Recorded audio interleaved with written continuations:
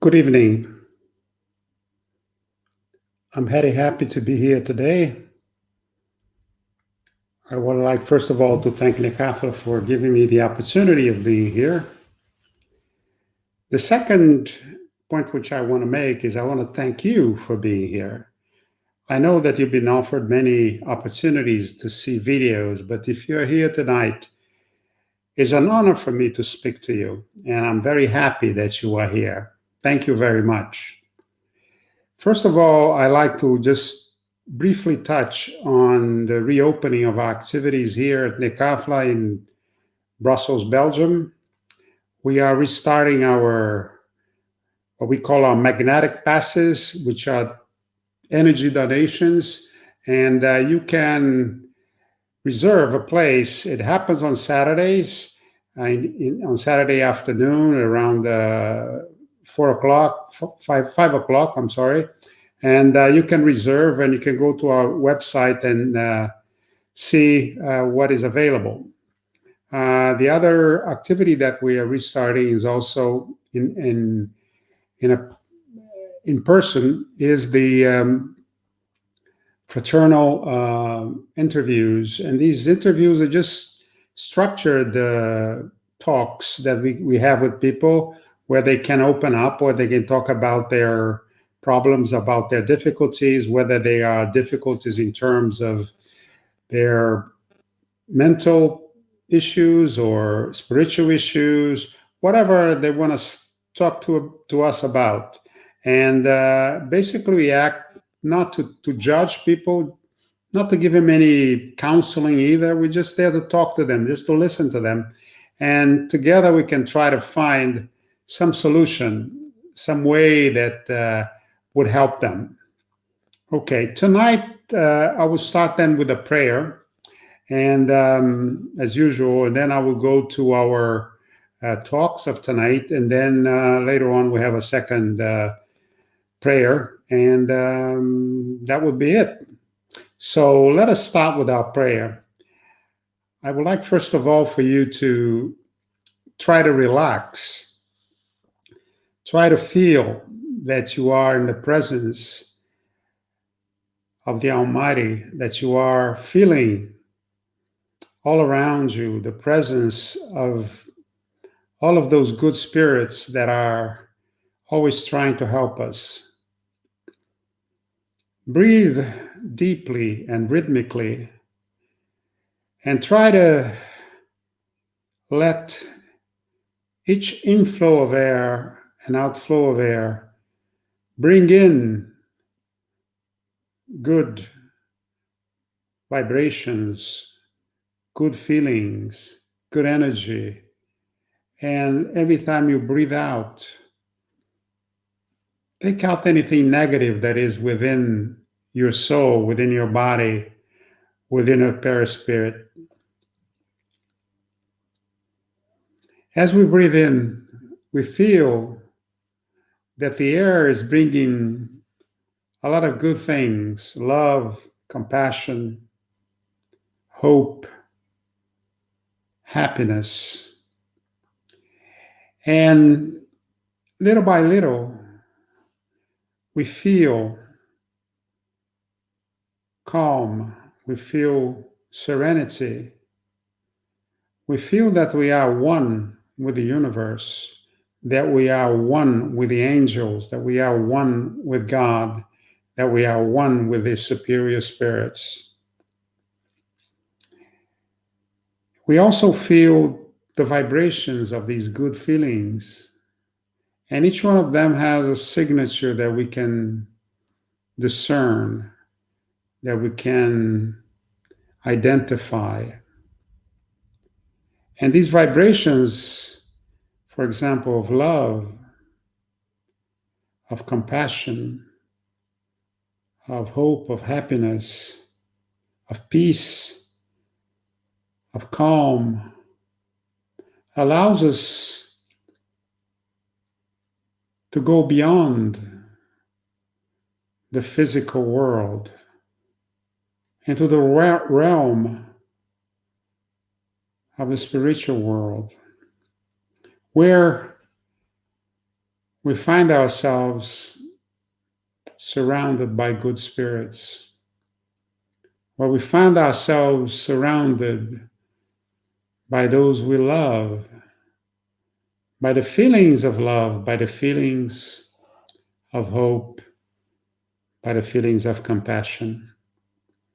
And as we feel these wonderful feelings, we can also vibrate and send some of these feelings to those that are in need, principally our brothers who are not in this material world.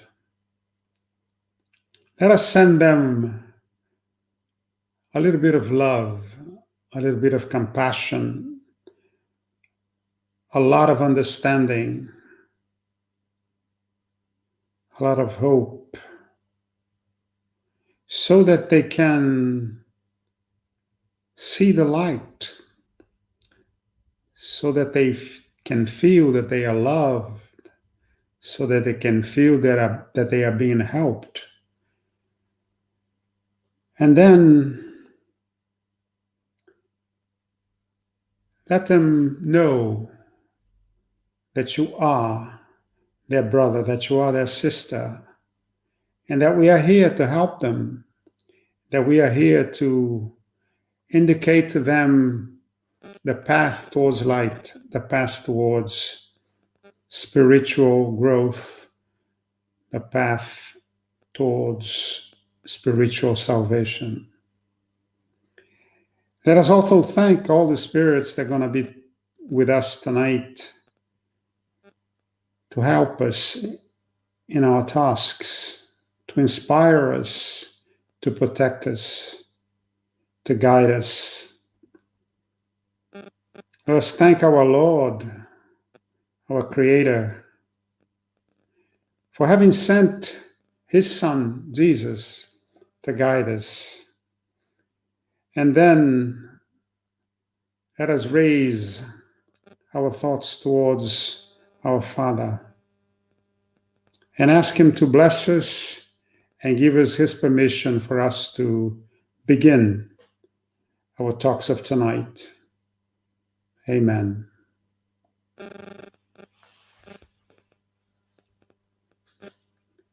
I feel good tonight.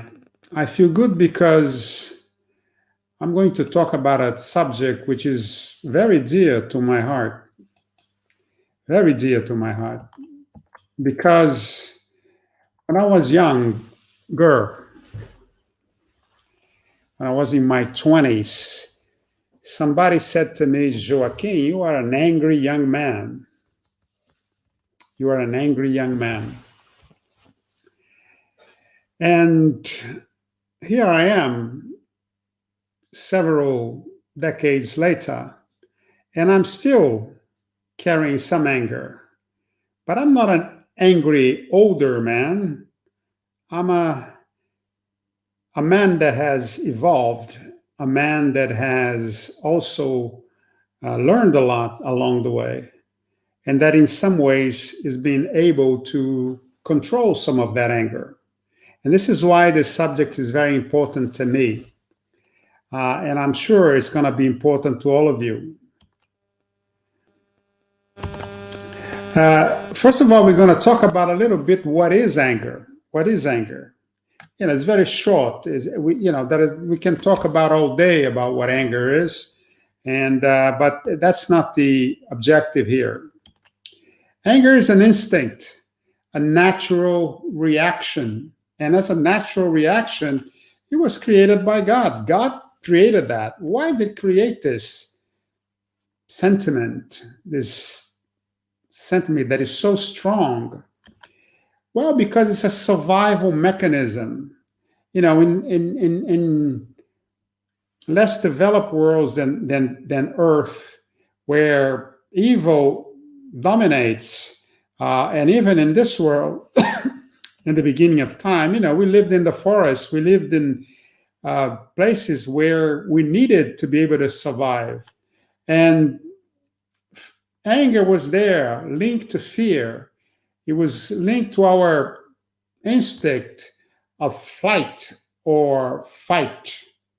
So either we fought or we fled.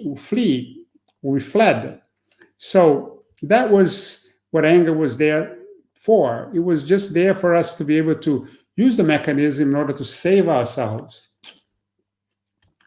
But anger in itself is neutral. It doesn't have a negative meaning per se. It is neutral. The problem is it needs surveillance. It needs control. It needs control. Because if it gets out of control, then we have a problem.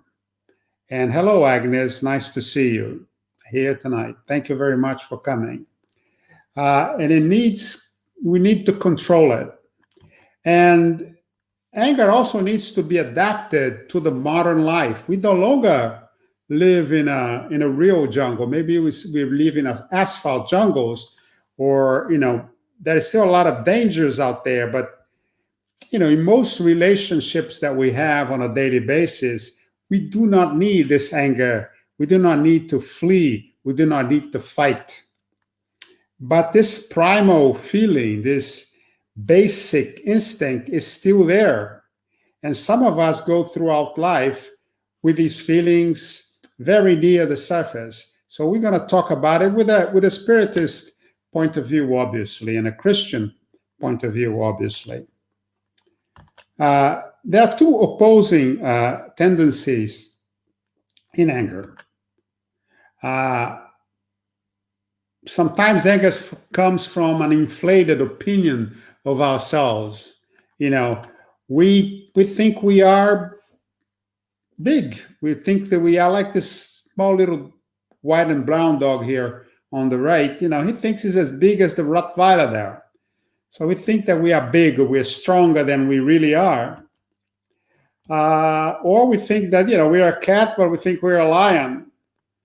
But sometimes also we have low self-esteem. So these are the two opposing tendencies: an inflated opinion driven by our ego, and also low self-esteem driven also by a dominated, weak ego. So our vanity then, in many cases, blocks our thoughts and our reason. So we basically are dominated by vanity. And anger is generated by these negative energies, pride and vanity. So and this is coming from Kardec. And Kardec said that any effect in life has to have a reason. And anger comes essentially as a result of pride, as a result of vanity.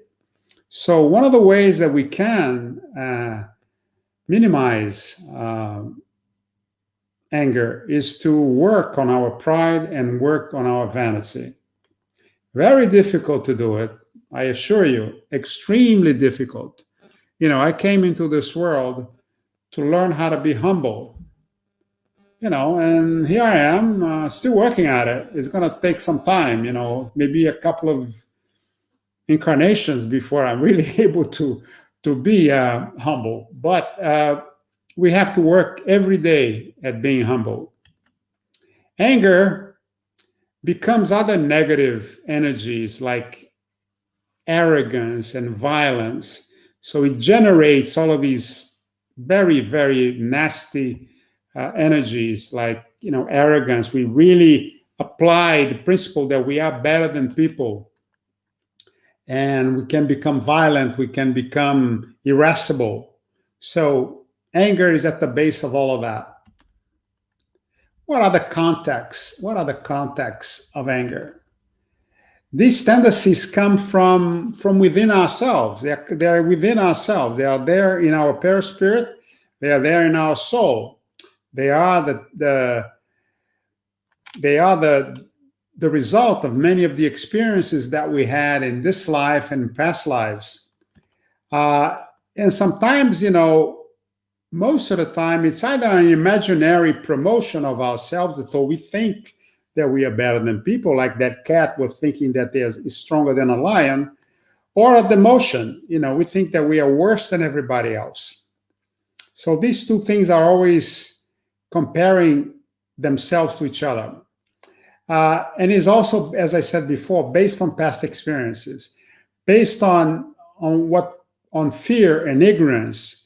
And we don't know really what's going on. We look at that other cat and we think, we are big as they are, but we are a cat and they are a lion.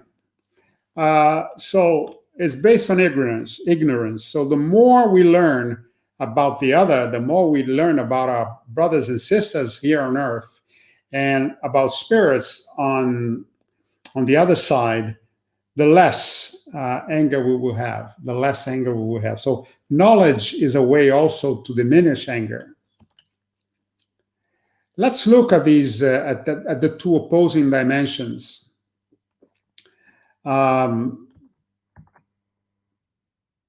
The first one is that we are above our brothers. We are bigger than our brothers. We are stronger. We are more intelligent. We are better people, better souls, better spirits. We are superior spirits. We are superior spirits again. We are superior persons. We have superior intellects. We have the greater opportunities that we had. Some of them, in fact, which were not the result of our work, what may be the result of the work of our parents. These greater opportunities that we had all throughout our lives made us superior. We feel superior because we had these opportunities. What we forget is that some of these opportunities can also be traps, and that we can obviously lose some of these abilities that we had very quickly, because these opportunities were given to us not by our parents. They were not given to us by our old deceased aunt. It was given to us by God, and God can take them at any time. Your great intellect can disappear overnight as you get older, if you have an accident, if you have Alzheimer's. So understand that some of the things that you have are temporary. They are means that God gave you for you to help your fellow man or your fellow women. Sometimes we have a high social position and we use it to persecute others, and we use because we think, we deserve to be in this higher position. We have the right to disrespect certain people. I always say that you can measure the greatness of a person by the way he treats humble people. If he treats them well, then he deserves credit for it. If he treats them badly, then he's not as big as he thinks he is. And most of the time, people who are truly great, they treat other people with respect. They treat other people with love. And we think also, if we are arrogant, that we deserve more respect than others deserve. Obviously, this is a mistake. Obviously, it's a mistake. The other point is that some people see themselves as below others, below our brothers and sisters. We are inferior spirits. We are inferior people. We have inferior intellects. The lesser opportunities we face in our lives made us inferior. So we accept that we are inferior. Well, we are not inferior to anyone. We are equal in the eyes of God. We may have different qualities. We may have different educational levels. We may have different spiritual levels, but we are all children of God, and we all equal before our Father. And sometimes we have a low social position. So that creates a lot of tension, because when you are in a lower social position, you suffer a lot of prejudice from people, a lot of prejudice on a daily basis. And sometimes we internalize that and we think that, other people have a right to disrespect us. And they don't. They don't have that right. They do not have that right at all. Eleanor Roosevelt, which was the wife of Franklin Delano Roosevelt, the president of the United States in the last century, in the middle of the last century. And she was a very smart woman, but not very pretty by the standards of the time. And she said, nobody can make you feel inferior without your permission. And this is something that we shouldn't ever forget. Nobody can make you feel inferior. If you feel inferior because there is something within yourself already that feels that you are inferior. So it doesn't matter what people tell you. They cannot make you feel anything. They cannot make you feel anything. If you are a woman and they tell you, well, women are stupid or women are only good for cooking. If you are black and people tell you that blacks can only dance or play football or run the 400-meter hurdles, you don't have to accept that. You don't have to feel inferior because of that. If you're overweight, you don't have to accept that. You are somehow not correct. If you have a sexual orientation that is not accepted by the rest of society, you don't have to feel inferior about that either, as long as you follow the law. And sometimes the law may be against you, but work within the system to change it. So nobody has the right to disrespect you. You deserve to be respected by everyone around you. And, some people really internalize that they deserve less respect than others deserve. As I said again, you deserve the same respect as everyone else. Sometimes, we are the most severe judges and tormentors of ourselves. Sometimes we're very, very tough on ourselves. Sometimes we are terribly, terribly judgmental towards ourselves. Be a little kinder to yourself. Forgive yourself, love yourself, accept yourself as you are. Go towards yourself. Try to understand who you are, but accept who you are. Accept that you may not be perfect because society is always judging you, from your parents, from your siblings, from your friends, from school, at work. Everybody's judging everybody. But remember, you should be your best friend. You should be your best friend. You should be able to be kind to yourself. You should be able to love yourself, because if you love yourself, then you can love others in a much easier fashion. Accept your spiritual self. Accept who you are spiritually. Do not hate yourself. Accept your spiritual state. Sometimes we have complicated spiritual states because we have a lot of history behind us, in various incarnations and in this incarnation. But accept who you are and start from there. Start to change from where you are. But only try to change those things that you can change. There are things that you cannot change in yourself. You cannot change, for example, your skin color. It's not easy to do that. Not yet, anyway. Scientifically, you cannot do it. But you can change your education. You can try to learn more. If you don't like your body, well, work on it. But don't forget that your body is only a means. It's not the objective of your life. The objective of life is spiritual development. So this is the most important thing that you have going for you, is your spiritual development. So learn to like yourself. Learn to like yourself. Learn to be at ease with yourself. Learn to be a friend of yourself. If you are angry, sometimes you have this permanent anger, this permanent revolt within you. And I show here on the right, the god Janus. The god Janus from mythology had two faces. On one face, he was always smiling, and on the other face, he was always angry.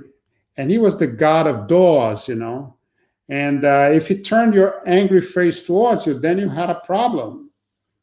And now some of us live changing from one Janusian face to another Janusian face. So do not do that. People around you become confused. They don't know, how's he going to react? And most of the time you act like that, going from being very nice to being very aggressive because of anger within yourself. Because of anger within yourself. So this anger is most of the time against ourselves, as I mentioned before. You don't like yourself, you hate yourself, you have this really nasty feeling about who you are. And all you have to do is look around and see all the people who are, unfortunately, committing a long suicide along all of their lives. They have tremendous vices that are going to shorten their lives because basically they don't like themselves. We have this revolt against our neighbors and people around you. We don't like the guilty, obviously, and we don't like the innocent either. We don't like anybody. We are in revolt against the world. We are in revolt against the universe. In fact, we are always angry. We are annoyed by any comment, positive or negative, fair, unfair. We get angry at any setback. Any setback gets us angry. Instead of keeping calm and changing, we get angry. We get then carried away by anger. Anger just dominates us all the time. We do not think about the consequences, obviously. So sometimes, we can explode towards other people. We can explode verbally, and we can explode also physically. In both cases, the damage can be quite severe. Principally, if you're a parent, for example, when you explode towards your children, because you're supposed to give the example of calm. You're supposed to give the example of taking action with the results in mind. But here you are, raising your hand towards your child. And sometimes it happens that for some people that they hit and then they think, or they shout, they scream, and then they think. It can also happen with your spouse, with your companion, with your friends. We just don't think about the consequences. We are taken over by the bad face of Janus. So be careful of the consequences. Sometimes they can be repaired, sometimes they cannot. If you are traumatized as an infant by your parents, for example, it is extremely difficult to find a solution. Extremely difficult. So think about the consequences for others, for ourselves, etc., for society as well. What are the types of anger? Angers are vibrations, They are notes. There are notes of anger. There are very different types of anger. There are signatures to anger. Not every anger is the same, if you like. There are internal anger, so the anger stays only internally, and it causes a lot of damage to you. It causes a lot of damage to you as a human being. And And it can also be external. As I said, you explode and everybody sees that you're angry. It can be cold anger. You're angry, you show it, but you are cold about it. You go methodically and you try to hurt the other person, for example, by words, by deeds. It can be hot, it can be repressed. As I said, keeping it inside, waiting for a better day to explode. It can be unrepressed. It can be short-term, long-term, as I said, explosive, falsely controlled, immediate, delayed. These are all different ways of calling anger, of naming anger. Anger is harmful to your physical, mental, and spiritual health. This is the most important thing that you have to remember from these talks tonight. It is harmful to your physical, mental, and spiritual health. If you want to advance spiritually, you have to deal with anger. What are the targets of your anger? The right people, the wrong people, the guilty, the innocent. And the explosions that you have sometimes are acts of folly. They're short-lived or durable. They're recurring. They can come back all the time. They're sporadic, happen from time to time. And people really don't know, how's he going to react? And people are afraid when they approach you. Even your children can be afraid of you because of that, because they don't know how you're going to react. We behave, in fact, like ignorant people. We lose our calm, we lose our reason, we lose control of ourselves. We use violence to communicate. We think that shouting is better than just having a quiet dialogue, of explaining our reasons, of disagreeing without fighting, of disagreeing without violence. As I mentioned before as well, the two main causes are pride and vanity. They are the result of experiences in this incarnation and during previous incarnations. We're not going to detail a lot of that now, but just remember that, pride and vanity comes from your history, from your pasts in the plural, and also from your spiritual state, because when you were born, sometimes you're already born angry, you're already born angry because you have these experiences from your previous incarnations. So you're there and you can have a temper tantrum, as a baby. And believe me, I've seen that in babies. They have temper tantrums because the mother didn't feed them quickly enough. So you arrive sometimes with these things. Our experiences aggravate these negative effects on our exaggerated pride, on our boundless vanity. The images we perceive, our own images of other people, and so on. Pride and vanity make us reject fair comments. We look at comments and we think it's all criticism.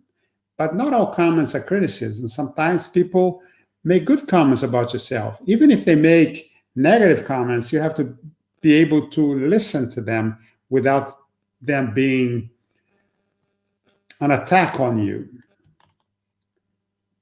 And because of that, then we reject wise counsel. We reject wise counsel not only from those incarnate spirits around us, but also from people or spirits on the other side of the mirror, in the spiritual world. We reject that because we don't like to be told anything. And we are impatient. And we are impatient because we put a lot of emphasis on who we are, on our personality.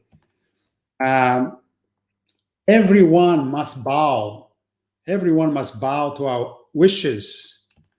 We are kings or emperors. What we say should be accepted.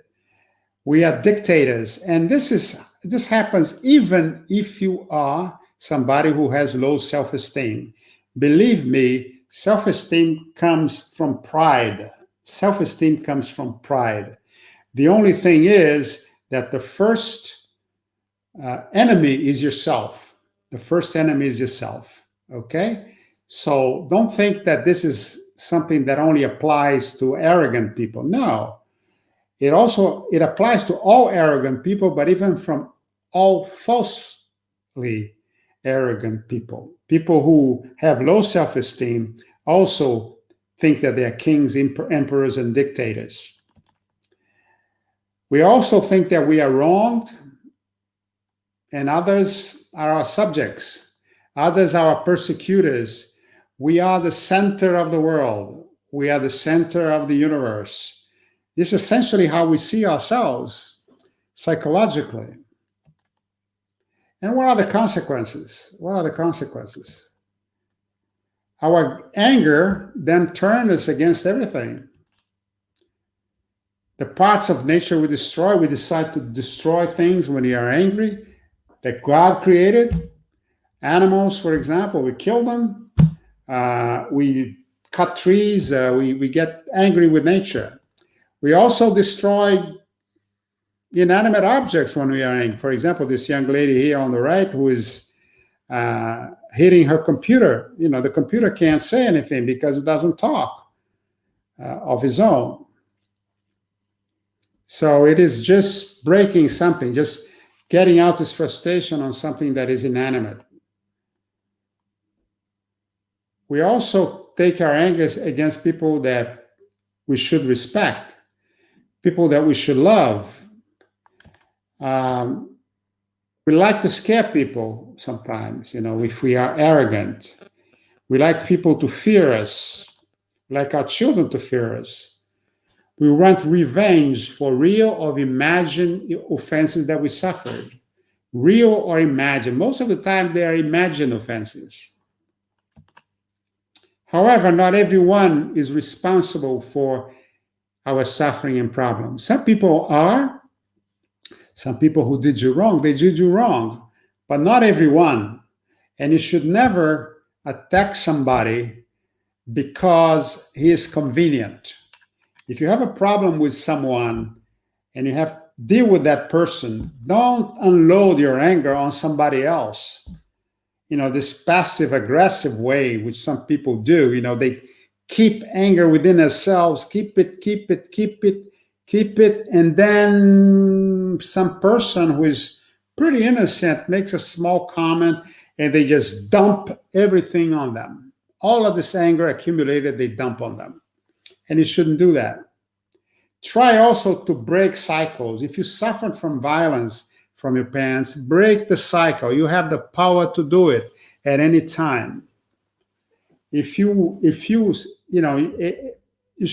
to lead people, if you want to help people, they shouldn't be scared of you. They should want to be with you and not to be scared of you. If we could see ourselves, maybe we would be afraid of ourselves. If we could see it, if we could step out of our body, and sometimes in dreams we do that, and we are afraid of ourselves. Who is this person? Who is this guy? Who is this woman? Who is this aggressive human being here? And then we would think, well, that is ridiculous to behave like that. If we were a fly on the wall and we were looking at the way sometimes we behave, we would think, well, that's ridiculous. You shouldn't do that.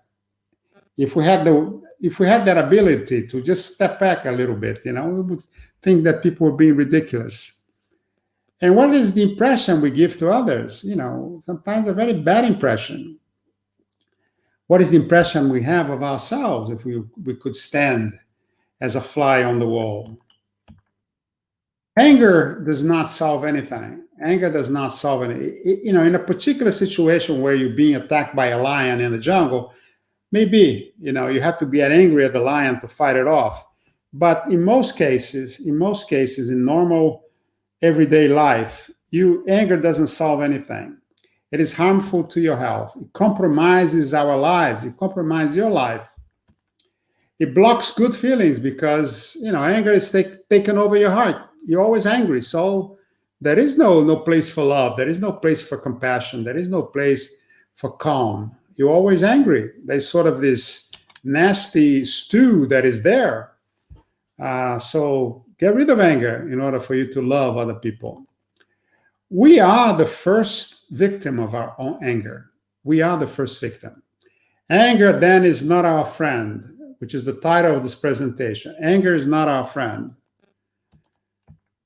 We have to overcome then these tendencies so that we are not objects of pity, of resentment, mistrust, of hatred. Because if we are angry at the time, this is how people are going to feel about us. We cause unhappiness in people around. We should cause happiness, not unhappiness, in the people around us. We should be remorseful for making the people we love suffer physically, morally.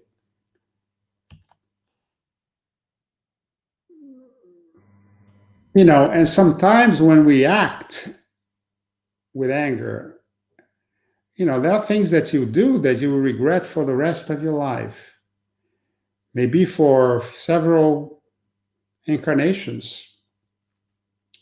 The person that in the throes of anger hits another person or kills another person, you can regret that all your life. But your regret will not bring that person back. Your regret will not bring that person's love back. Not necessarily. So be careful. Principally, be careful of your actions. One thing is to have the impulse. The impulse is better not to have the impulse, but one thing is to have the impulse, the desire to do harm, and the other thing is to act on this desire and do harm. So be very careful of your actions. Control your actions. Control your actions. Don't let your anger control you. And then if we do something really nasty to somebody and we cannot, and we're going to regret for the rest of our lives, and we even have more remorse. Maybe we couldn't go back, and we would suffer even more. What are the remedies? Let's pay attention to our behaviors, as I mentioned before. We must control them. Let us pay attention to the negative advice that are coming from the material world. People sometimes give you bad advice, but also spirits sometimes give you bad advice. Not all spirits are good. Not everything that comes from these worlds, material world and the spiritual world is good. So listen to the good voice. Listen to the good side of your conscience. Listen to that. Don't listen to the, desire to do harm to other people. But an interior makeover, an interior change is required, a change from within. You have to become naturally calm. It's not easy. It may take many, many years. It may take several generations. It may take several incarnations. Do not let anger control you. Let us not destroy our lives with anger. It can be channeled to positive activities like maybe sports, like helping people and so on. But the best remedy is work for the love of others. If you love others, then you will feel that your anger level will go way down, way down, way down. Most of the people that I have met that have been helping people like Divaldo Franco and others, they're always there to help people. They're always happy. They're never angry. They don't have this internal anger all the time. And the really best remedy is charity. So helping people just to help them without expecting anything in return. Conclusions. Obviously, anger does not include that we have certain qualities of the heart, but it keeps us from doing good. It can do a lot of harm to you and to others. We have to work very hard to control anger naturally from within. from within, so that it becomes second nature to us. So we don't have to think, I have to control it. It just won't happen. It is not easy. We're not perfect yet. It's a daily struggle. We have to accept that we are choleric, that we are angry people. It's a defect. But accepting that you have this defect allows you to work on it. If you don't recognize that you have a problem, then you cannot work on it. But if you recognize sincerely that you do have a problem with anger or anger control, then you are able to work on it. As I said, it's a defect, but it can be controlled, it can be conquered eventually. So we have to work very hard. There will always be ups and downs. There will be victories, there will be defeats, obviously. There will be victories and defeats. But the Spirit has other reasons. Anger is contrary to Christian charity and humility. Anger is contrary to that. Jesus was never angry. He corrected people, he corrected the merchants in the temple, but he was not angry. He was just correcting them, educating them. Let us follow then the example of Jesus. We must persevere in the work for the love of others. We need to help ourselves and we need to help our fellow human beings. Thank you very much. So essentially, anger is a feeling that is there with us, and we have to learn how to channel it towards good work. Control it and let it help you move forward. So I have now to go to our prayer. I thank you for being here very much. Thank you, Agnes, for being here. Thank everybody who's watching this somewhere on Facebook or on YouTube. So let us close our eyes. Get rid of all the anger that we may have within ourselves. Let us approach a fountain of light. This fountain of light helps us to be in touch with ourselves. This fountain of light is the love that God has for all of his children. Let us approach this fountain of light and let us bathe in its energy. Let its energy fill our hearts with love, with beauty, with compassion,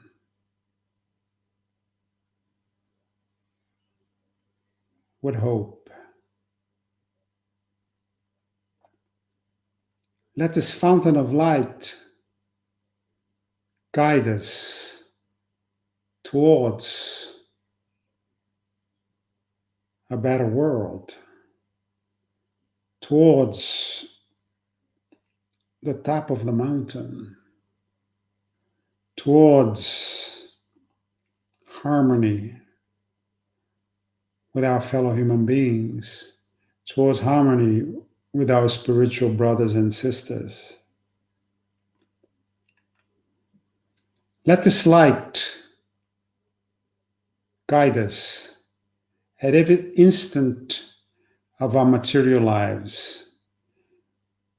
But let it also guide us when we have departed this earth, so that we will continue to work